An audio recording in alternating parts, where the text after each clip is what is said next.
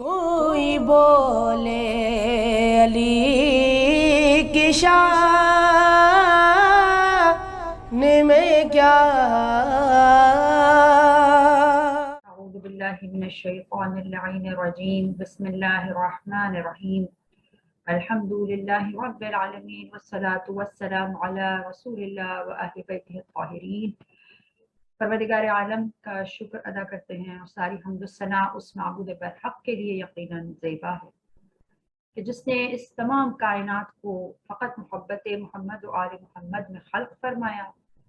اور اس معبود کا احسان ہے کہ اس نے ہمیں توفیق عطا فرمائی کہ ہم ماہ رجب، ماہ خدا کی عظمت اور فضیلت کو جاننے کی کوشش کر رہے ہیں اس پروگرام کے ذریعے، جو آج اس سلسلے کی ہماری دوسری نشست ہے۔ اور آج کے پروگرام میں جیسے کہ میں نے پہلے آپ سے عرض کیا تھا کہ انشاءاللہ ہم اگلی نشست میں سیرت امیر المؤمنین علی بن ابی طالب علیہ السلام پر گفتگو کرنے کی کوشش کریں گے انشاءاللہ۔ تو میں کیا لب کشائی کروں اس ہستی کی ذات اقدس کے حوالے سے کہ جو وجہ تخلیق کائنات ہیں،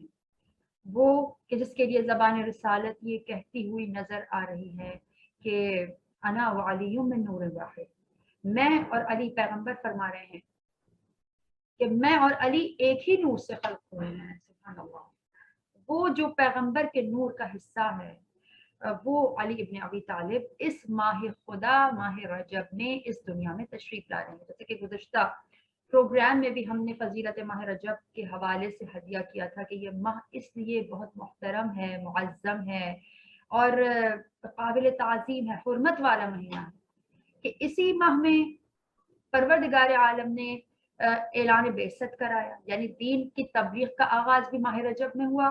اور دین کو بچانے والا بھی اسی ماہ میں آ رہا ہے۔ اور 13 رجب المرجب 30 عام الفیل جمعے کا دن تھا جب مولا کائنات اس دنیا میں تشریف لائے، لیکن ایک جدا انداز ہے، ایک ایسا اس طرح سے اس انداز سے آمد ہے مولا متقیان کی، امیر المؤمنین کی، کہ تواریخ کہتی ہیں کہ نہ تو مولا کائنات سے قبل کسی کی ولادت خانہ کعبہ میں ہوئی اور نہ ہی قیامت تک بعد علی بن ابی طالب کوئی کعبہ میں پیدا ہو سکتا ہے۔ دیکھیے بات یہ ہے کہ انسان کے اختیار میں، آپ سب ایگری کرتے ہیں، جانتے ہیں، ہر انسان جانتا ہے کہ انسان کا اپنی مرضی سے دنیا میں آنا اختیار میں نہیں ہے۔ ہم نہیں چوز کر سکتے، کوئی اپنی پسند کا خاندان چوز نہیں کر سکتا کہ جہاں میں چاہتی میں وہاں پیدا ہو سکتی تھی، سوال ہی پیدا نہیں ہوتا۔ ہم شکر گزار ہیں نا پروردگار کے کہ معبود تیرا شکر، تیرا احسان ہے اس بات پر کہ تو نے ہمیں خدا کے چاہنے والے گھرانے میں پیدا کیا، تو نے ہمیں اہل بیت کے چاہنے والوں کے گھرانے میں پیدا کیا، تو نے ہمیں مجوسی نہیں بنایا، تو نے ہمیں کافروں کے گھر میں پیدا نہیں کیا، بلکہ تیرا احسان ہے کہ تو نے ہمیں وہ گھرانہ، وہ ماں باپ عطا کیے، وہ خانوادہ دیا کہ جو اہل بیت کا چاہنے والا ہے، جو خدا پرست ہے، جو اہل بیت کے موالی ہیں، شیعان علی ہیں۔ اب اگر ہم گنہگار خاکسار ہم فقط اس بات پہ ناز کریں ساری زندگی الحمدللہ کہ احسان پروردگار ہے کہ اس نے ہمیں موالیان علی، شیعان علی میں سے قرار دیا، محبان علی میں سے قرار دیا،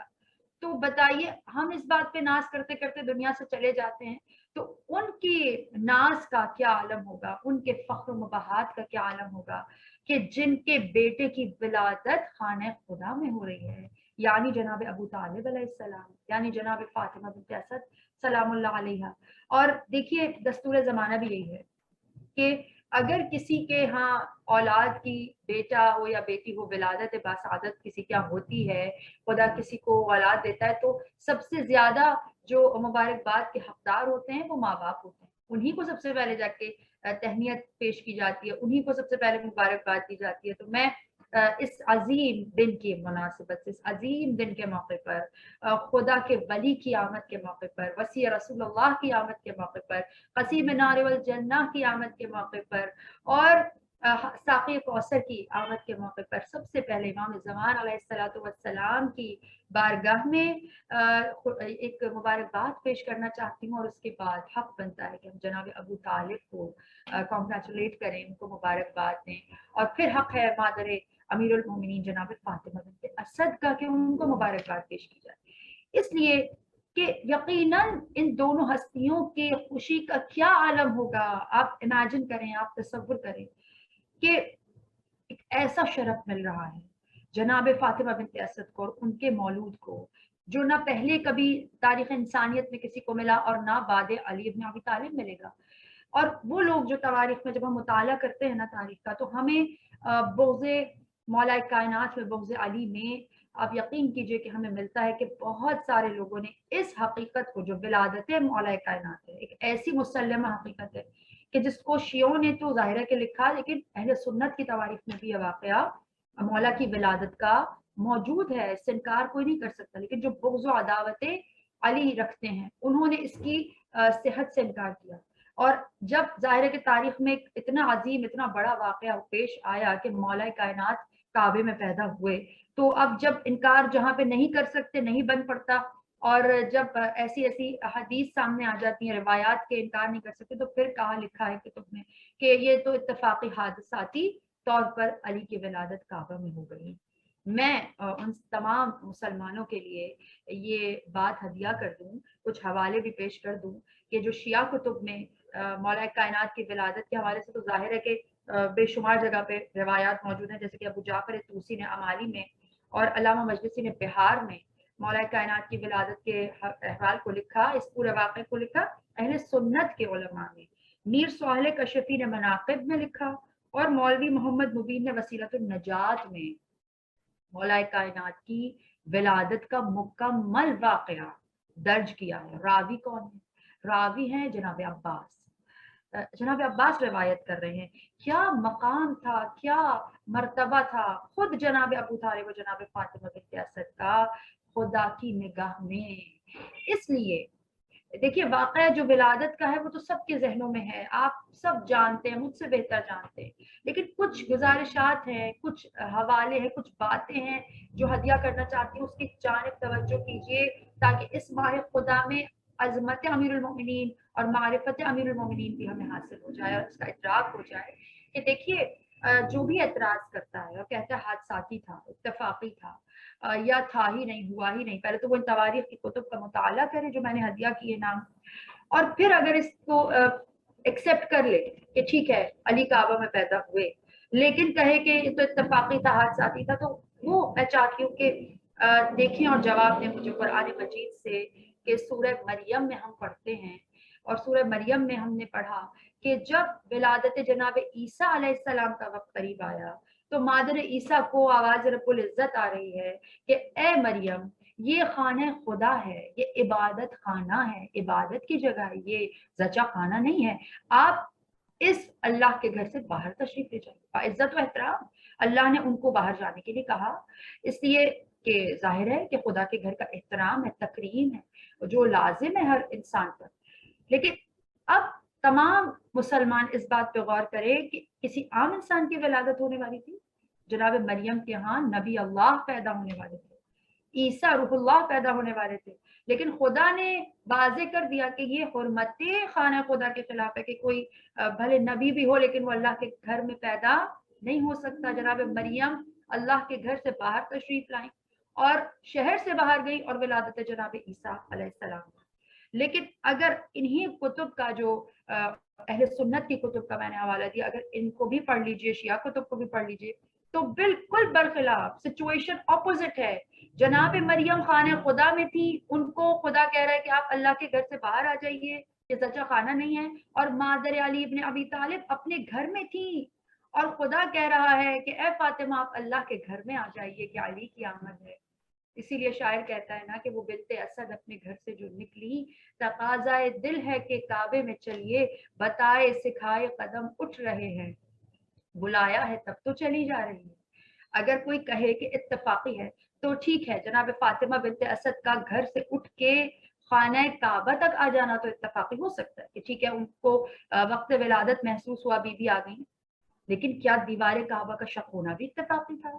کیا یہ بیوی کے اختیار میں تھا؟ جناب فاطمہ بنت اسد کے اختیار میں تھا کہ خانہ کعبہ کی دیوار پھٹ گئی، شق ہو گئی اور بیوی اس میں چلی گئی؟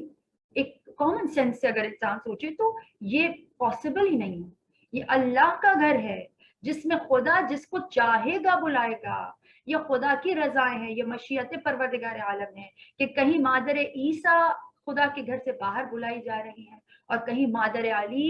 اپنے گھر سے خدا کے گھر میں بلائی جا رہی ہیں۔ اور پھر امپورٹنٹ ترین بات یہ، یہاں تک روایات واقعات تو آپ سب کے علم میں ہیں، لیکن روایات کہتی ہیں کہ جب جناب فاطمہ بنت اسد، جناب عباس روایت کرتے ہیں کہ جیسے خانہ کعبہ کے قریب پہنچی ہیں تو بی بی نے ایک دعا کی پروردگار سے۔ ظاہر ہے کہ ایک مشکل ترین مرحلہ ہوتا ہے ولادت کا مرحلہ، ہر خاتون جانتی ہے بخوبی کہ آسان نہیں ہے، بہت مشکل، بہت سخت ہے۔ تو ظاہر ہے کہ بی بی پریشان تھی، اور اس وقت وہ لوگ جو سوال کرتے ہیں جناب ابو طالب کے ایمان کے حوالے سے، اور ان کو ابہام ہے جناب فاطمہ بنت اسد کے ایمان کے حوالے سے، تو میں ان کی گوش گزار کرنا چاہتی ہوں کہ یہ جو دنیا میں مولود آنے والا ہے نا، یہ امیر المؤمنین ہے، یہ مؤمنوں کا سردار آ رہا ہے۔ کیسے ممکن ہے کہ ان کی والدہ کے ایمان میں یا والد کے ایمان میں کوئی کمی ہو؟ سوال پیدا نہیں ہوتا، بلکہ درود و سلام ہو جناب مادر علی ابن ابی طالب، جناب فاطمہ بنت اسد سلام اللہ علیہا پر ہمارا، اس لیے کہ بی بی نے ولادت امیر المؤمنین سے قبل ہی اپنے کامل ایمان کا اظہار کر دیا۔ جب خانہ خدا کے سامنے کھڑی ہوئی تھی، دیوار کعبہ کے قریب کھڑی ہوئی تھی، کچھ پریشانی کے آثار چہرے پر نمایاں تھے، جناب عباس روایت کرتے ہیں، تو فرماتے ہیں کہ میں نے دیکھا کہ اس وقت جناب فاطمہ بنت اسد نے ایک بار آسمان پہ نگاہ کی اور پھر دونوں ہاتھوں کو دعا کے لیے بلند کر دیا، اور توکل کا درس دے رہی ہیں، جو میں نے ہدیہ کیا تھا کہ انشاءاللہ سیرت امیر المؤمنین سے ہم توکل کا اور اپنے لیے ہدایت کا درس لیتے چلے جائیں گے انشاءاللہ۔ تو آج میں مولا کائنات کی سیرت تو انشاءاللہ بعد میں ہدیہ کروں گی، لیکن کہ مادر کی سیرت میں ہمارے لیے کتنا درس ہے کہ مشکل آ جائے، پریشانی آ جائے تو دنیا والوں کی طرف نہیں دیکھا، ہم فوراً لوگوں کی طرف دیکھتے ہیں، ہم لوگوں پہ تکیہ کرتے ہیں، ہم لوگوں پہ بھروسہ کرتے ہیں، یہی وجہ ہے کہ پھر خالی ہاتھ ہی رہ جاتے ہیں۔ جناب فاطمہ بنت اسد درس دے رہی ہیں کہ جب پورا کا پورا سوشل بائیکاٹ، جیسے جناب خدیجہ کی سیرت سے بھی ثابت ہے، سب نے سوشل بائیکاٹ کیا ہوا تھا ولادت جناب سیدہ کے موقع پر، اسی طرح تب ان کا توکل بھی فقط خدا کی ذات پر تھا۔ اور ولادت امیر المؤمنین میں بھی یہی نظر آتا ہے کہ بی بی نے، جناب فاطمہ بنت اسد نے لوگوں سے مدد نہیں مانگی، نہ لوگوں کی پرواہ کی، آ گئی، اللہ نے بلایا، خانہ کعبہ کے سامنے آ کے کھڑی ہو گئی، ہاتھ بلند کیا، آسمان کی جانب دیکھا اور کیا الفاظ کہے، کیا دعا کی، فرمایا اے میرے پروردگار، میں تجھ پر، تیرے نبیوں پر اور تیری تمام سابقہ نازل کردہ کتابوں پر ایمان رکھتی ہوں۔ سبحان اللہ، امیر المؤمنین کی مادر گرامی ہیں، کیسے اپنے ایمان کا اظہار کر رہی ہیں، فرماتی ہیں میں تجھ پر، تیرے نبیوں پر، تیری بھیجی ہوئی کتابوں پر ایمان رکھتی ہوں۔ تو اس باعزت گھر جس کے سامنے بی بی کھڑی ہوئی تھی اس کی طرف اشارہ کیا، فرمایا تو اس باعزت گھر اور اس گھر کے معمار، یعنی اس کے بنانے والے، یعنی جناب ابراہیم علیہ السلام، جناب اسماعیل علیہ السلام کا واسطہ دیا، گھر کا واسطہ دیا، اور پھر فرمایا کہ اس مولود کا واسطہ جو میرے شکم میں، اس مولود کے صدقے میری مشکل کو حل کر دے، میری مشکل کشائی کر دے۔ اس ولادت کے مرحلے کو بی بی نے دعا کی کہ پروردگارہ میرے لیے اس ولادت کے مرحلے کو آسان کر دے۔ اور پھر خداوند متعال پر یقین ہے جناب فاطمہ بنت اسد، دیکھیے فرماتی ہیں مجھے یقین ہے پروردگار، مجھے یقین ہے تجھ پر کہ یہ مولود تیرے عظمت و جلال کی نشانیوں میں سے ایک روشن نشانی ہے۔ اللہ اکبر، جانتی ہیں کہ کون آنے والا ہے، کس کو جنم دینے والی ہیں، فرمایا کہ مجھے یقین ہے کہ تو ضرور میری مشکل کو آسان کرے گا۔ اور بس اتنا کہنا تھا کہ جناب عباس روایت کرتے کہ بی بی کے دعا تمام ہوئی اور ہم نے دیکھا کہ دیوار کعبہ شق ہو گئی، پھٹ گئی۔ اور امپورٹنٹ بات یہ ہے کہ حادثاتی طور پر ایسے واقعات رونما ہو سکتے ہیں، اگر ہو سکتے ہیں تو تاریخ میں اس سے پہلے کسی کے لیے ایسا کیوں نہ ہوا؟ ہاں، اگر ہم نے تاریخ میں پڑھا ہوتا نا کہ پہلے بھی دیوار پھٹ چکی ہے کعبے کی، کسی کے لیے پھٹ چکی تھی، اس میں کوئی جا چکا تھا، کسی اور کا بچہ پیدا ہو چکا تھا، تو ہم کہہ سکتے تھے، مان لیتے کہ ہاں ٹھیک ہے،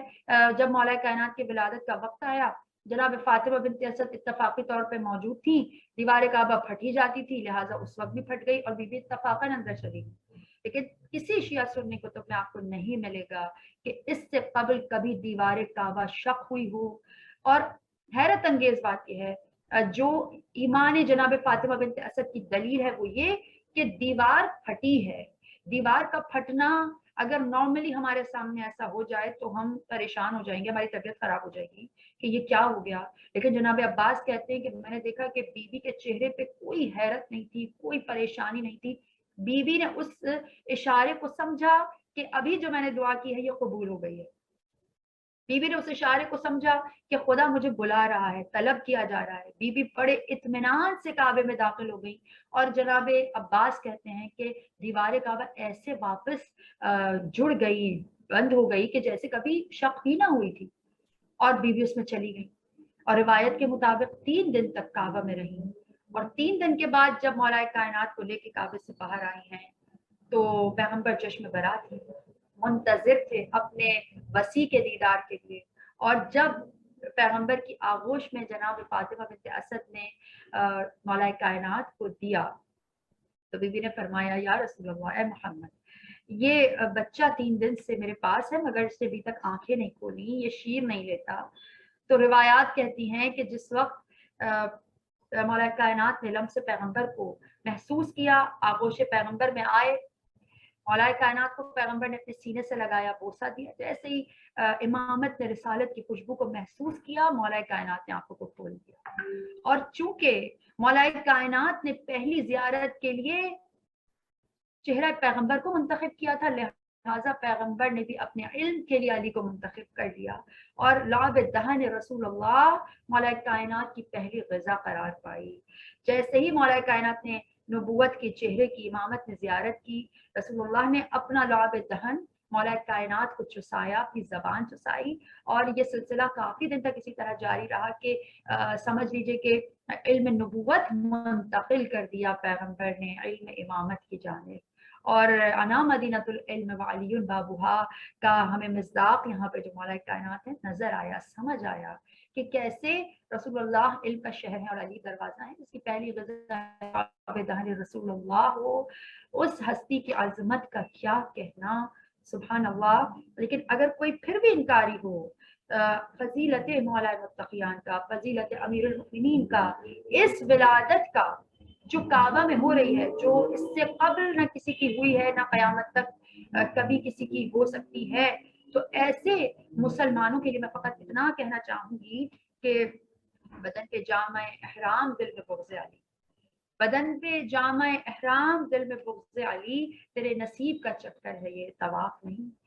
کیونکہ وہ دیوار کعبہ جس مقام سے شق ہوئی تھی وہ نشان آج بھی باقی ہے, اور وہ نشان آج بھی دعوت فکر دے رہا ہے تمام مسلمانوں کو کہ دیکھیں اور پہچانیں کہ کیا خدا کو اپنے گھر کی عزت و تکریم پیاری نہ تھی, پیاری تھی. جب ہی تو مادر عیسیٰ کو کہا کہ آپ باہر چلی جائیے, اور زینت کعبہ بنایا علی ابن ابی طالب. گویا مولا کائنات کی ولادت کسی بھی صورت کعبے کی عظمت کی کمی کا باعث نہیں, یقیناً کعبے کی عظمت میں اضافے کا سبب تھی, جو پروردگار عالم نے مادر علی کو گھر سے اپنے گھر بلا لیا, ان کے گھر سے اپنے گھر بلا لیا, اور یہ شرف کعبے کو ملا کے مولا کائنات اس میں متولد ہوئے, اس میں پیدا ہوئے. میں یہاں پر بس اتنا عرض کرنا چاہتی ہوں کہ تمام مومنین و مومنات, آج تو ولادت کے اعتبار سے ہم نے اس پروگرام کو کنڈکٹ کیا, اور ظاہر ہے کہ اتنا عظیم دن ہے کہ دین کی تکمیل کرنے والا دنیا میں آ رہا ہے, جن کے وجود مقدس اور جن کے اعلان ولایت سے دین مکمل ہوا, غدیر میں اعلان ولایت ہوا تو دین مکمل ہوا. یقیناً ان کی فضیلتوں کو چند لمحوں میں یا چند گھنٹوں میں بیان کرنا تو ایسے ہی جیسے سورج کو چراغ دکھانا, اور ہم گناہگار خاکسار یقیناً حق ولایت اور حق محبت کو ادا نہیں کر سکتے. لیکن بس ان دی اینڈ میں اتنا کہنا چاہتی ہوں تمام چاہنے والوں سے, تمام ناظرین و سامعین سے, کہ دیکھیے ولادت امیر المؤمنین میں بھی بہت بڑا پیغام پوشیدہ ہے, اور تمام مسلمانوں کے لیے پوشیدہ ہے کہ وَتُعِزُّ مَن تَشَاءُ وَتُذِلُّ مَن تَشَاءُ, خدا جس کو چاہے عزت عطا کرے, جس کو چاہے ذلت دے. لہٰذا اس بات پہ کبھی بھی حسد نہ کیجیے کسی سے. میں نے یہاں پر تمام محبان اہل بیت کو تو مبارکباد دی ہے, لیکن اس کے ساتھ میں نے کچھ ذکر ان لوگوں کا بھی کیا جو مولا سے اور اہل بیت کے مقام و مرتبے سے حسد کرنے والے ہیں. تو اگر ہم یہ دیکھتے ہیں کہ حاسدین اہل بیت جنہوں نے اہل بیت سے حسد کیا ان کے انجام کتنے برے ہوئے, تو پھر یقیناً محبان علی میں بھی حسد کا مرض نہیں ہونا چاہیے۔ اور ہم نے جو تاریخ میں یہ دیکھ لیا کہ حسد کرنے سے نہ وہ اہل بیت کی فضیلتوں کو منکرین اہل بیت، دشمنان اہل بیت نہیں گھٹا سکے، نہیں کم کر سکے۔ تو یہاں سے سمجھ جانا چاہیے مومنین و مومنات کو کہ جب خدا عزت دینا چاہتا ہے تو پھر کوئی چاہ کر بھی کسی کو ذلیل نہیں کر سکتا۔ جس کو خدا عزت دیتا ہے اس کو کوئی ذلیل نہیں کر سکتا، جس کو خدا ذلت دیتا ہے اس کو کوئی عزت نہیں دے سکتا۔ کتنی ہی کوششیں کی گئیں دین اسلام کو مٹانے کی، اہل بیت کو مٹانے کی، اہل بیت کے ذکر کو مٹانے کی، لیکن درود السلام محمد وعلی محمد علیہ السلام پر ہمارا کہ خدا نے اسی مولود کعبہ کی نسل سے نسل پیغمبر کو جاری کیا، اور جناب سیدہ کی نسل سے آج تک اور قیامت تک انشاءاللہ ذکر خدا بھی باقی رہے گا، ذکر دین خدا بھی باقی رہے گا۔ اور سادات کرام کی موجودگی خود اس بات کی دلیل ہے کہ خدا جس کو باقی رکھے، جس کو عزت دے، اس کو کوئی نہیں مٹا سکتا، کوئی ذلیل نہیں کر سکتا۔ لہٰذا محبان علی و اہل بیت علیہ السلام اتنی گزارش ہے کہ خدا پہ توکل کیجئے جناب فاطمہ بنت اسد کی طرح، اور نہ ہو جائیے ان حاسدین میں سے کہ جو کچھ نہیں پاتے، خالی ہاتھ رہ جاتے ہیں۔ کوشش پہ یقین رکھیے، ایفرٹ پہ بلیو کیجئے، محنت کا صلہ خدا سے طلب کیجئے، نہ یہ کہ حسد کیجئے۔ انشاءاللہ پروردگار عالم سے خداوند متعال سے دعا گو ہوں کہ وہ ہمیں حقیقتاً سیرت معصومین اور سیرت امیر المؤمنین پہ چلنے کی توفیق عطا فرمائے۔